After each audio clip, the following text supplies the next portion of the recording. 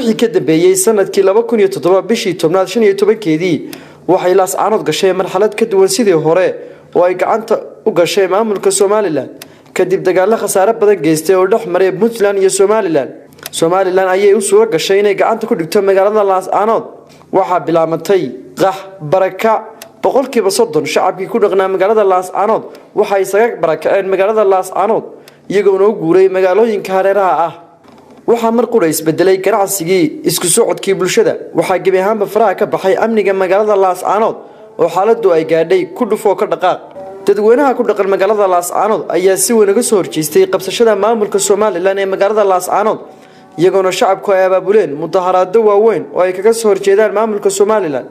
kuwaas oo galaaftay ruuxda dad badan halka kuwa kalena ay dhaawacyo culus soo gaareen qaar kale oo badanna ay ku banaafoobeen oo lixaadkoodii qaar waayay bandow xilliyada habeenkii waxa adkaatay xaaladda nololeed ee shacabka magaalada laascaanood waxa gabi ahaanba istaagay isku socodka dadka iyo gaadiidka xaaladda magaaladuna waxa ay sida tan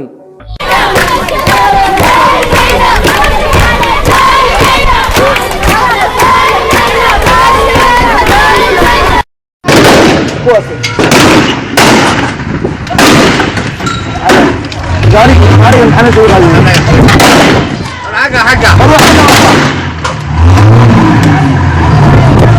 حقا كوا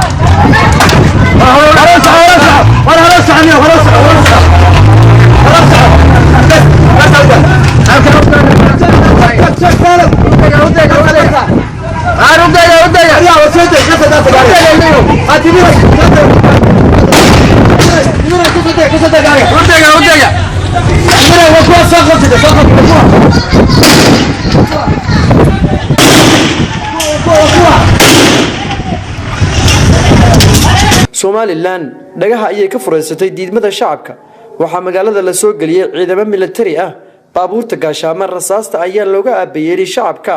waxayna geysteen ciidamada maamulka Somaliland xasuuq daran iyagoo aan u aabayeelin carruur iyo maataba haddaba mas'uuliyiinta maamulka Somaliland waxay u arkayeen qabsashada magaalada laascaanood guul u soo hooyatay waxayna ku faanayeen in shacabkii ay laayeen inaan boosaaso iyo garowe ku qaadi doono oo aan dhici doonin in lagu meeraysto dalka Somaliland gudihiisa laakiin ay noqon doonto dharbaaxo weyn oo aan ku gaarsiino digma ku daato boosaaso iyo garowe balanteedu ay tahay wasalaam isweydiin ma laha waayo annaga waajibkaygu waxa weeyaan halka xadku yahay inaan gaarno talaabana aan dhaafin laakiin se taa ka waddanka Somaliland leeyahay cid uma ogoli waanu weli meedkoodii waxay ku xasiyeen xataa waxay gelayeen meelaha cariga ah ayuu ku jiray meedkoodii oo ka baanay dhaawac damaan soo qaban markiiba saddex baabuur baan ka banjarnay maxaabiis waan ku qabanay waxa laga helay laba baabuur oo saaran yahay qori ishiike ahi qorigii baabuurkii taliyaha ilaa waxa soo goray muqmadoodii iyo kaalkii waxa kale ee tagay ee xagga u cararay qaar waxay daadeen sariida qaar bakar bay ahaayeen meedkoodii iyo dhaawacoodii halkaasaan ka ururinay shalay qoyo badanna waan ka furanay manka beelay mufadisa iska doonte ma metelo bulshadena ma metelo ha maqnaado tirsan mayno looma baana miisaan male ma danayno mukulashu meelaheeda ha midhafto mukulashu marbagees hawdhu yeesho mukulashu marbagees hawdhu yeesho mukulashu marinbaa jidka mawdku ku haleeli mukulasha midka marmar waxu tuura wuu og yahay meeqaan daridooda wuu og yahay midka marmar waxu tuura wuu og yahay meeqaan daridooda wuu og yahay magacyada lagu yeedho Soomaalida maanta mergiyo xun maxan cuna minimana marabida maskaxlawe matashade melku jooge laga maran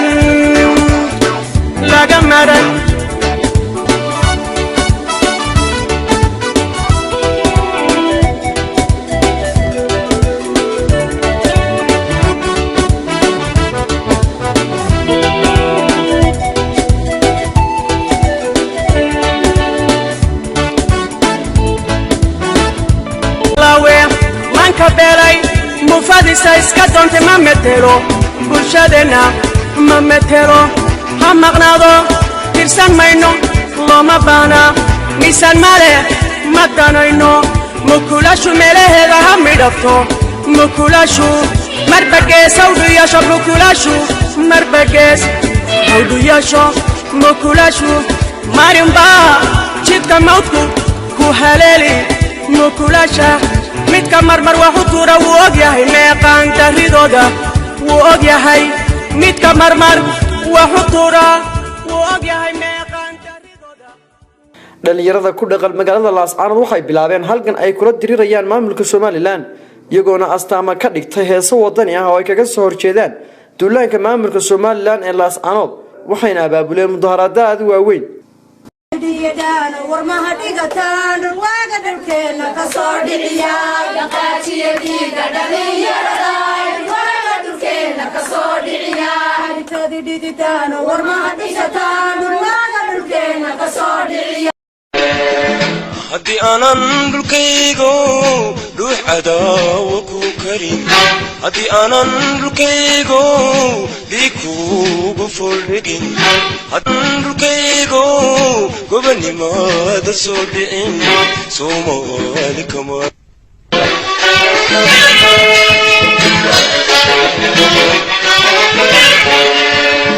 هدي أنا نلقيكو روح عداوكو كريم هدي أنا نلقيكو ليكو بفرقين هدي أنا نلقيكو قبني ما دسولين سومو لكما دلن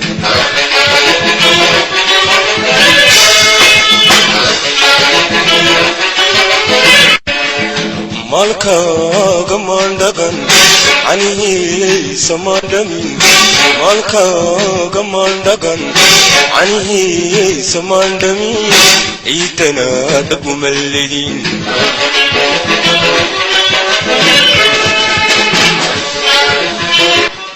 waxaa bilaabmatay qeyladhaan dal iyo dibadba ah siyaasiyiinta ka soo jeeda gobolka Sool ayaa iyagu qudhooda ku kala aragti duwanaa qabsashada laascaanood halka qaar ay u arkayeen duulaan halka kuwa kalena ay durbaanka u garaacayeen.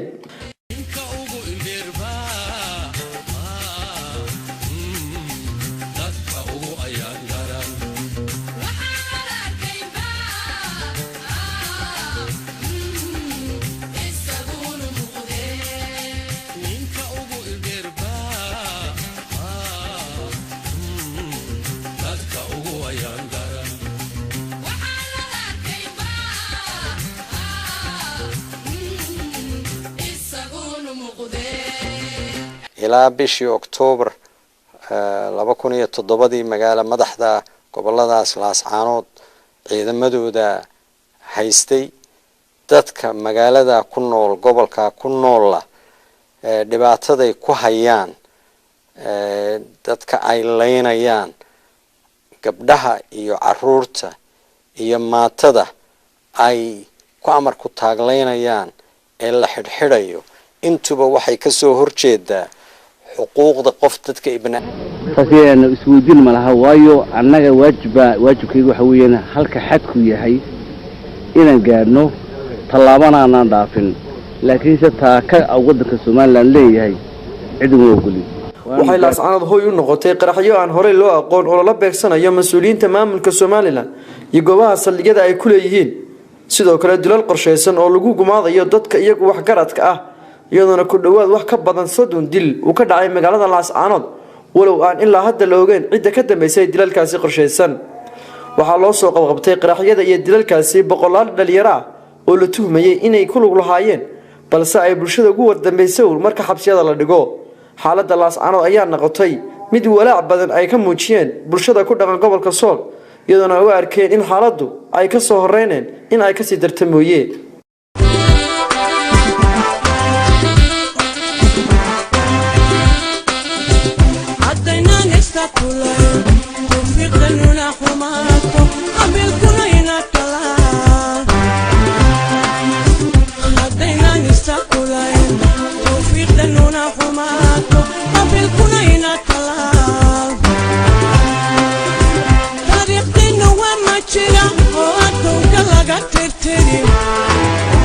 How